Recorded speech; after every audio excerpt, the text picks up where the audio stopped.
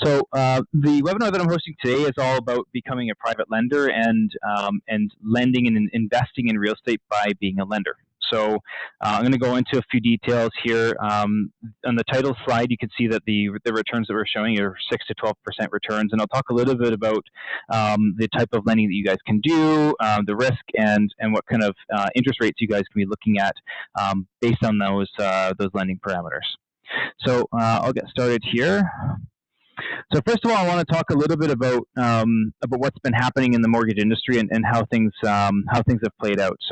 The reality here is that financing has changed a lot.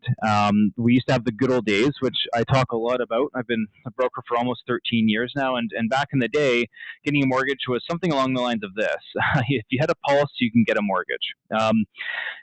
Obviously things started to change, and in the last little while, this is a little bit more like what it's like to get a mortgage. There's a lot more paperwork involved. Anybody on this who has obtained a mortgage in the last number of years has probably noticed that every time they apply, the amount of paperwork that's necessary and needed does definitely increase. And so we're finding that one thing is leading to another, and we're finding that the government is creating new stress tests.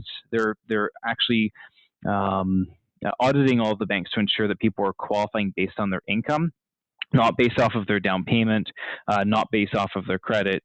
They're really trying to make sure that people are qualifying based on their income, and they've introduced that stress test, which for the most part has reduced most of our borrowing power by about 20%. So the next step now is that our borrowers are getting disqualified, and the broker is left, okay, well, what kind of options do we have for these clients?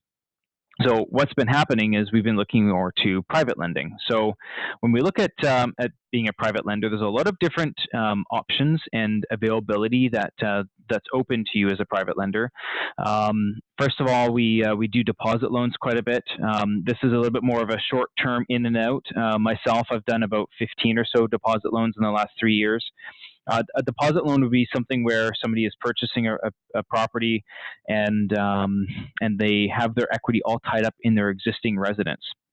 And so they don't have the money for their deposit on their new purchase, and so we'll actually lend them the deposit. We actually just successfully closed one transaction. The borrower needed they needed $55,000. The loan that we structured was for $60,000, which included a $5,000 fee for the investor, and the turnaround time was about 2.5 weeks. So the money was lent, and the investor was repaid in a 2.5 week period, and they made $5,000 by lending out $55,000. So it was a pretty good return on investment. We also do a lot of flips. This is very common on the flip side. It's very difficult to get financing for flips if you're unless you're going with the private lending route, especially if it's something that's ripped down to the studs. Lenders don't typically like lending on properties that are below average condition.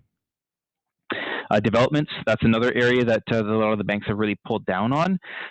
We're finding it's more and more challenging to get development financing, and so we're dealing with, especially for more ma and pa builders, we're looking at getting more funding through private lenders for development projects. First and second mortgages. This is a standard, type of deal that we encounter. A first mortgage would be registered as a first charge on the title. A second mortgage would be a second charge. Occasionally, pretty rare, but occasionally we'll deal with third mortgages as well. Essentially, in a situation where you're a secondary charge, you wouldn't be getting paid out until the first lender actually gets paid out all of their money. So a second mortgage is always going to carry a little bit more risk. And then the short-term loans. We've done a few short-term loans here and there, and in general, those short-term loans may be secured or unsecured. Somebody may be needing money for a very short period of time.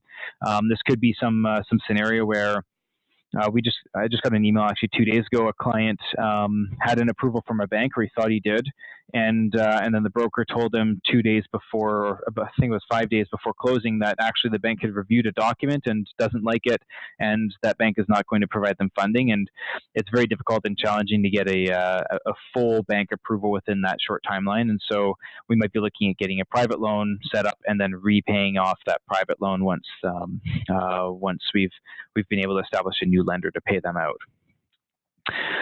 So in private lending, we're always looking at return on investment. This is a deal that we've just recently funded in September of last year. The loan was $668,000. The value of the property was $975, I think it was, off the top of my head.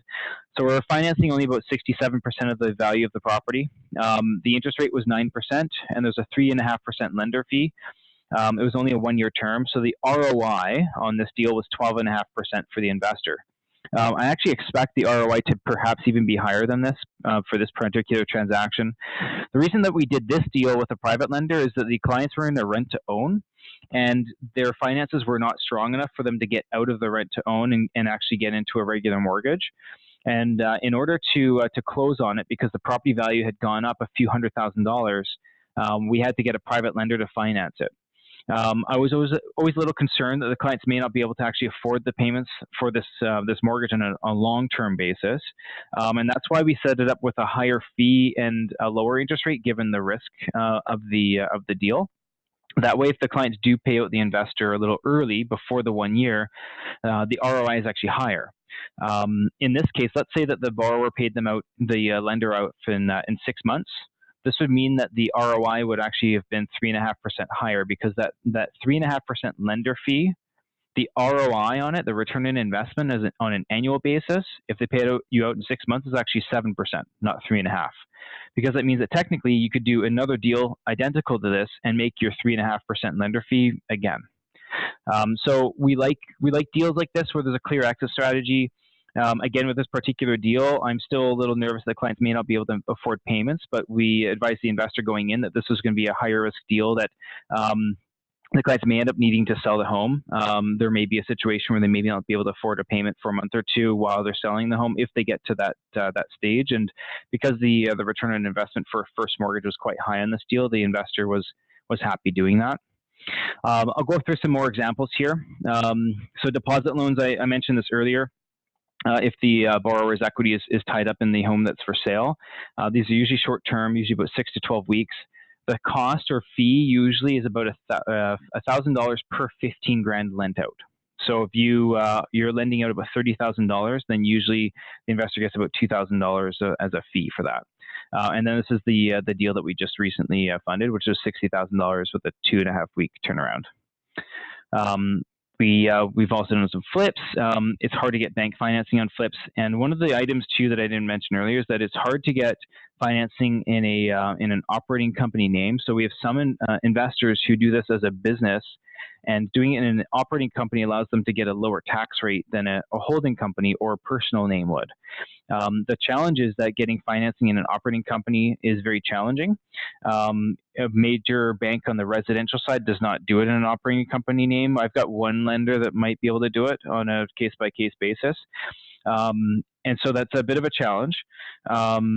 Private lenders, on the other hand, are fine with it, and so we do find that a lot of the time we end up using private lenders for this. And because it's a flip, the rate isn't as important because they're in and out within a short period of time.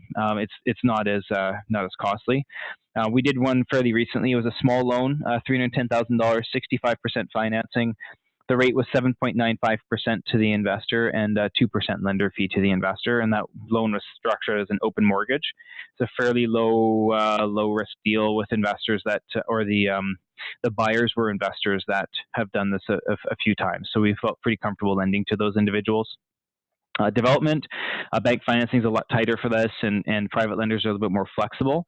We do find, especially on developments, banks have certain draw schedules for construction loans that they have to follow. So if, for instance, the bank will release money to somebody who's doing a build when you're at 40% complete, if you get 39% complete, the bank will not release funds to you. And so we find that the private lenders are a little bit more flexible, where often they'll say, well, we will release a draw to you when you are actually able to get an appraisal and request one. So if the builders get 35% complete and need some money, then they can get an appraisal, request a draw, and then the private lender will release the draw to them. So one of the things I find with the development financing is it's usually best for our private lenders who are ex-builders or developers, because then they can assess the deal and say, if this goes sideways, would I like to invest in, and would I like to own it? And if the investor has a crew or knows some guys, then they can bring in a crew and deal with it.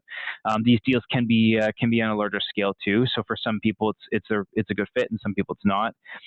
We recently did one that was $1 million loan at 50% financing with a 9% rate and a 1% lender fee. And so that loan to value is quite low. That's on the land only portion. And then as they go through the construction, then they'll end up getting more funding either through this lender or somebody else.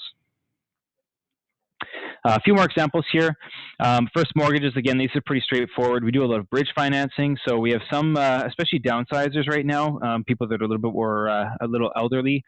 We're finding that they do usually want to buy before they sell. And if they have a house that's paid off right now, they have equity in it, but they won't be able to qualify for enough debt to be able to carry both of these. Whereas for a private lender, it's a slam dunk because private lenders are not looking at income. They're looking at the total loan to value. So how much are they lending and on how much real estate? So these are very common. Any self-employed borrowers who are finding challenges. Self-employed borrowers often have the cash flow, but they just don't have enough of a net income on their tax returns in order to qualify. Retirees, that was the downsizing scenario that I mentioned, and many other scenarios where people need financing. A lot of the time these are urgent situations where somebody thought they could get bank financing and couldn't, especially when we were finding the market was really hot and people were writing subject-free offers. We're finding that it's not quite as hot right now, and we're not having as many private lending requests, but still, this is very common. So an example for this would be, we did a loan for $600,000 at 65% financing.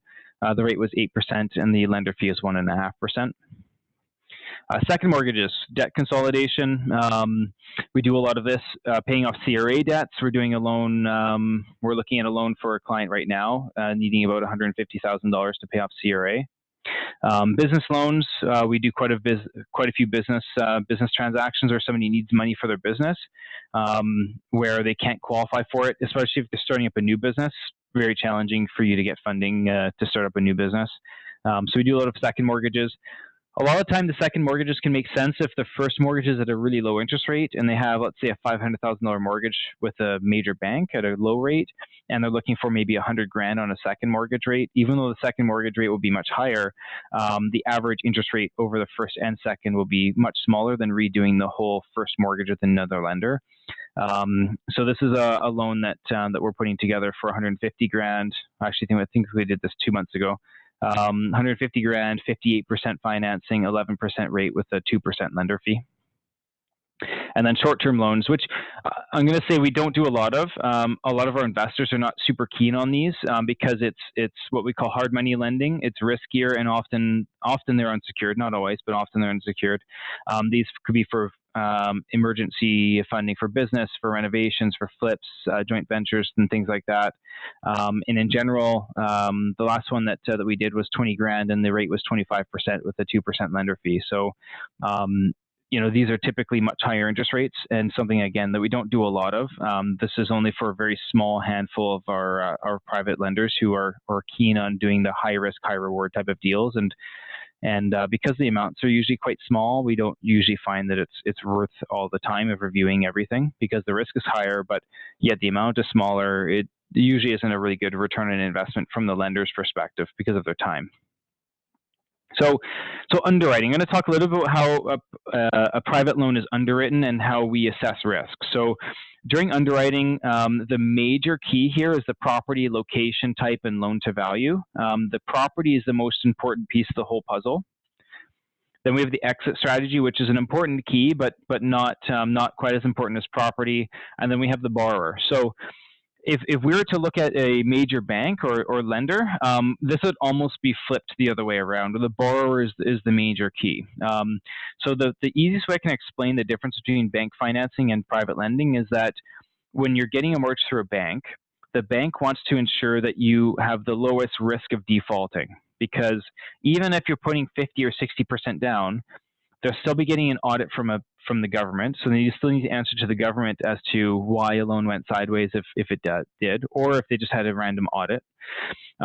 Number two, one of the challenges here is that banks are all publicly traded, and a lot of these numbers on how many foreclosures they have are well-known knowledge. So if there's one bank that's extending themselves and they're not necessarily losing money on any of the foreclosures, but they have a higher foreclosure rate, this could be a negative sign or symbol that maybe the bank's going to run into some financial problems, and that's bad for the bank stock. So even if the bank has a client that's putting 50% down but doesn't have the income to qualify for it, if they don't have a program that allows for the bank to be able to make that deal happen, then they're not supposed to do the deal. This is where private lenders are not as concerned with it, because if the property is really good, it's a good property, it's in a really good location, and the loan to value is low, then that's a good deal. For instance, a house in Vancouver, so detached real estate is always better than attached real estate because you have more control over the situation. You have a strata you have to deal with. Detached house in Vancouver at 50% financing is going to be a really, really easy to do deal, very low risk, and that would usually earn a lower rate of return. We always want to look at exit strategy too, like how the borrower plans on eliminating this mortgage. We don't want like lending to people that have no game plan for how they're going to eventually pay off the private lender. We want to make sure that they have a game plan that makes sense. And then of course the borrower, we still look at the borrower and make sure that we understand what's going on with the borrower, what their situation is, what their credit rating looks like. Do they have an ability to pay? We do gather up documents and look at what their capacity to be able to pay is, and frankly, it's still going to be leaning more on the property itself and the exit strategy, but we still want to get an idea of what the borrower looks like too. So going bank versus private, and this is something I mentioned in the last slide, but banks are looking at eliminating the risk of default and have a more in-depth underwriting process and a slower process. And private lenders are looking at assuming that default will occur. And that's why the property and the loan to value is so key, because if you're assuming default will occur, you want to make sure that if you have to foreclose on that property, that you're going to make your money back. Private lenders also in general, because usually these things are quite urgent and time sensitive, we usually do need a faster turnaround time from our private lenders. A bank usually takes anywhere from 3 to 5 business days to get an answer back.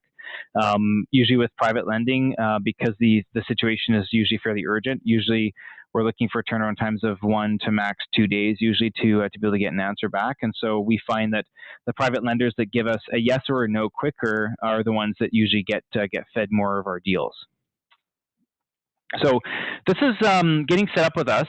This is what our private lending sign-up sheet looks like. And so you actually choose the type of lending that you'd like to do, and it'll tell you what your rate of return would be, and a bit of a range for you. So you choose the lending area, the loan type, the loan to value, so what type of loan to value you'd like to do. You notice that this doesn't go over 85%, and frankly, even up to, I would say 75% is the max with most of our investors, and I think that that's probably a good number to go to. Maybe occasionally 80% if it's the right deal, but I don't think a lot of our private lenders really should be doing 85% financing, not in this market today at least. Property type is important too, residential or commercial, and whether you do want to do detached apartments, townhouses, etc. The loan size, so we know what type of funding you have available, and the overall credit risk of the borrower. So if you only want to be lending to A customers or B customers, then you'll choose that. So this will tell you what your estimated approximate rate of return would be. You can actually narrow this down by just choosing yes to one lending area, one loan type, one loan to value, and it'll tell you what your range would be, which should be a really dialed in number for what kind of rate you can expect on a deal, just to lend to one individual type of deal. So what we try to do is we try to send clients or investors deals that only fit their parameters. And then our sheet usually looks something like this. So we have details about the loan size that we're requesting, the fee, the loan amount, what loan to value is, the credit score, and then a synopsis on the situation. And we also have third-party reporting for all of our private loans. So we use a company called Area, which does the back-end reporting. And what Area also does is they do all the payment administration. So they'll actually collect the payments from the borrowers and distribute that out to yourselves. So the way that we get paid is we get 1% of the interest rate that gets paid to us. So the rate of return that you see on the previous slide, where you're selecting the type of lending that you like to do, that's the rate that you as the investor get. The way that we get paid is we get paid based on a broker fee that the borrower pays, and we also get 1% of the interest rate that's paid to us. So if you, the investor, getting 9% on that loan, then the loan is going to be written up at 10% to the borrower. So I have an FAQ here before I get into questions. So first of all, can I use my RSP and TFSA? And the answer is yes. You can self-direct the funds with a trust company. So Olympia Trust or Canadian Western Trust are the ones that we typically recommend. You can self-direct your RSPs using one of these trust companies. TFSA, technically you can, at least that's my understanding, but I have yet to have anybody that's had enough money in a TFSA that they'd like to do that. So I haven't had anybody actually go through that process. I don't know 100% if that's doable, but I've spoken to accountants and a few other people about that, and they say that it is doable. But again, I haven't actually physically gone through that process with any of our clients yet. So who collects payments? We have a third-party company that collects all the payments from the borrowers, and that way we don't have to worry about you guys collecting payments. If there's a situation where a check is bouncing or whatnot, then they actually deal with that themselves. What happens in default?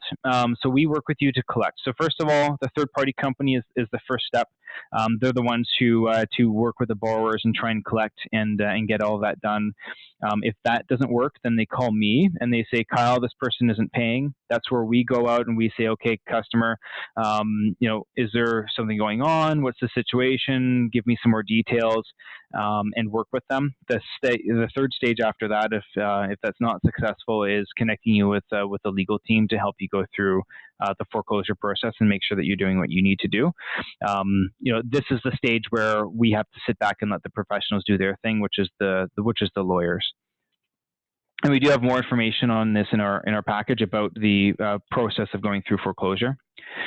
So who pays the legal fees? The borrower actually pays both the borrower and lenders, or I should say broker and lenders legal fees. So the broker and lender fee attached to the deal is paid by the borrower, and the legal fees for writing up the documentation. What happens in a private loan is the borrower is going to their own lawyer, and they pay the legal fees for their lawyer, and they're also paying for the legal fees for your lawyer to write up and draw up the entire agreement and send over to the other side. So we have lawyers that we recommend to handle your part of the equation. You can use your own lawyer if you choose to, but we do have lawyers that we recommend for that. So where do the borrowers come from? As of this moment, the borrowers are only clients of the Green Mortgage team. So those are clients that have come to us, and at this stage, we prefer this because that way we're not getting deals from brokers who are trying to jam a deal down our throats. We know the clients a little bit more intimately. We know the situation. And in general, what happens is if we're looking at a file and we think that the file is quite tight and doesn't look like something that I'd want to pitch to an investor of mine because of a concern about whether that borrower can repay the loan or not, then that's when we typically will send the deal elsewhere and actually get a different investor to lend on it. So we'll go outside of our channel and go to a lender like a private, a larger private MIC who would look at that and evaluate and figure out, hey, this is what I want to do, and see if they'll actually take it on. I'd much rather send that deal elsewhere because in that situation, I'm not representing both the borrower and the lender in that transaction. I really don't want to get that phone call if a deal is going sideways. I'd much rather send that to an independent company and have them figure out if they want to do the deal. And if they do, then great, I'm just representing the borrower. Helmut, I know you have a question. So how many deals have we dealt with that have gone sideways? So repossession required. I have yet to have one, and this is not just with my private lending that we've been doing with investors, but this is all of the private loans that I've funded in my career. I have yet to have one that's actually gone through foreclosure. I have a couple of calls with clients that were already going through foreclosure and looking for help to get out of it, but those weren't loans that I placed in the first place. I will say this, my client base in general is is a little bit higher quality than your typical client base, because most of my clients are investors. So most of my clients are doing flips and other scenarios where maybe they're self-employed, and that's why we need to get a private loan. We don't have a lot of clients that have really terrible credit. We've taken a look at our data. Our average credit score in my in all of our clients that we where we pull credit per year is about 770 or 780. The average for most mortgage brokers is about 670. So our average credit score is almost 100 points higher than the average mortgage broker. So we don't have a lot of really bad borrowers coming through our pipeline, but we do still get the occasional one. If there's something that we think there's a chance that this borrower may go sideways, then we'll usually forewarn the investor in the summary and make sure that the overall risk is assessed properly. I do have one loan right now where the borrower is having some difficulty making some payments on the mortgage. We've spoken to the investor about this.